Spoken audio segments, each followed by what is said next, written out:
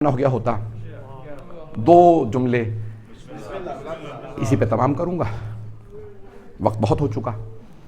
یاد رکھیں کہ ہماری قوت، طاقت، یہ میری 5 انگلیاں ہیں۔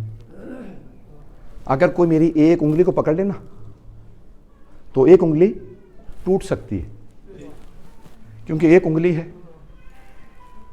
لیکن اگر یہ مل جائے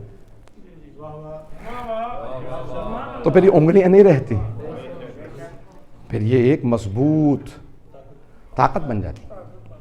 اپنی صفوں میں اتحاد رکھیں، وحدت رکھیں۔ جب الگ الگ ہوں گے تو کمزور ہوں گے، ایک ہوں گے تو طاقتور ہوں گے۔ اپنے بنیادی اختلافات کو، اپنے ذاتی اختلافات کو حق و باطل کی جنگ قرار نہ دیں،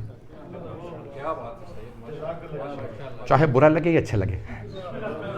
ہوتا ذاتی اختلاف ہے، میری آپ سے نہیں بن رہی، ان کی ان سے نہیں بن رہی، ان کی ان سے نہیں بن رہی۔ یہ اشارے ویسے ہی کر رہا ہوں، میرے سے الحمدللہ سب کی صحیح ہے۔ لیکن ہم اس کو کہہ دیتے ہیں حق و باطل کی۔ ہر آدمی بن جاتا ہے امام حسین علیہ السلام، اور جو بھی مخالف ہے وہ ہے یزید۔ یہ طریقہ کار درست؟ یہ ہمارے اپنے سب کے سب مسلمان بھائی ہیں، کوئی یزید نہیں۔ پست ترین انسان کو بھی یزید نہ کہو، یزید جہنم کے پست ترین گڑھے میں ہو۔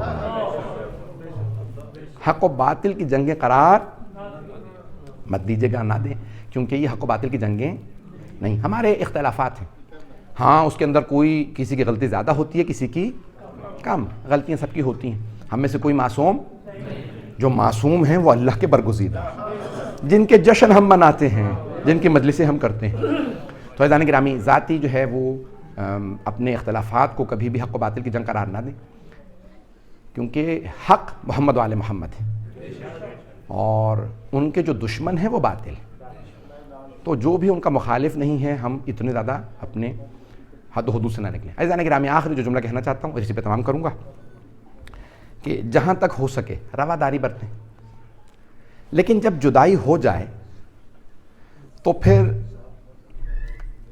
نکتہ چینی اور اعتراضات کی جس قدر ہو سکے کمی کیجیے۔ جملے کو غور سے سنیے گا۔ میاں بیوی میں بھی طلاق ہو جاتی ہے یا نہیں؟ خدا نہ کرے اگر کسی میاں بیوی میں طلاق ہو گئی، پھر اب میاں بیوی کو حق رہتا ہے ایک دوسرے پہ اعتراض کرنے کا؟ کیوں؟ کیونکہ طلاق ہو گئی، نہیں ہے مجمع، بیوی الگ چلی گئی، شوہر الگ چلا گیا۔ اب وہ کہے وہ اس سے شادی کیوں کر رہی ہے، وہ ان کے گھر کیوں گئی تھی؟ بھائی تو نے طلاق دی تھی تو اب تیرا کیا مسئلہ؟ بات بری لگی ہے اچھی؟ مجھے پتا کسی کو اچھی نہیں لگے گی، لیکن حقیقت یہی ہے۔ ہم اپنے تمام کے تمام ان چیزوں کو ضبط کریں، اور جس قدر ہو سکے تانے اور تشنی سے باز آئیں۔ یہ نفرتیں اور دوریاں بڑھاتے ہیں، فاصلوں کو کم نہیں کرتے۔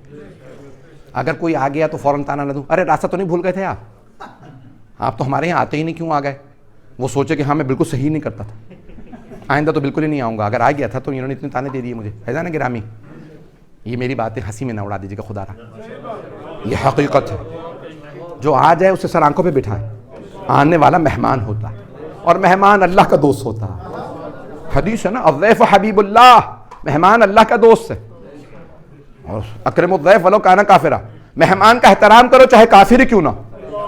جو آ گیا وہ آپ کا مہمان ہے، سب کا احترام کریں، سب کو عزت سے پیش آئیں۔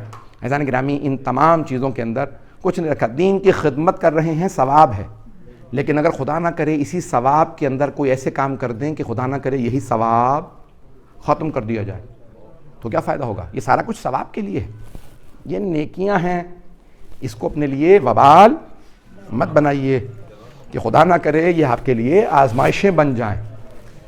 دین کے معاملے میں سب سے بڑا جو امتحان ہے نا، وہ ہے انا کا قتل۔ انا جو ہے وہ سب سے بڑی دشمن ہوتی ہے دین کے معاملے میں۔ ہر انسان کو کہتی میری انا کا مسئلہ ہے۔ بتائیے جناب امیر سے زیادہ کوئی بہادر تو نہیں تھا؟ نہیں مجمع، امیر المؤمنین سے زیادہ کوئی بہادر تھا؟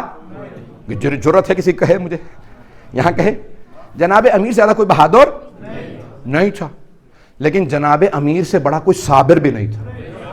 مولا خود فرماتے ہیں نہج البلاغہ میں نے اتنا صبر کیا ہے کہ اب صبر مجھ سے پوچھتا یا علی اور کتنا صبر کیجیے. صبر بھی میرے سامنے ہار گیا, میں جیت گیا. صبر و تحمل رکھیں, برداشت رکھیں, قوت برداشت بڑھائیں اپنی, اور جس قدر ہو سکے محبتوں سے پیش آئیں, اور خود بخود دوریاں فاصلے ختم ہو جاتے ہیں. ختم نہ بھی ہوں تو کم ہو جاتے ہیں, لیکن طعنے سے, تشنیع سے, طنز سے یہ فاصلے بڑھتے ہیں.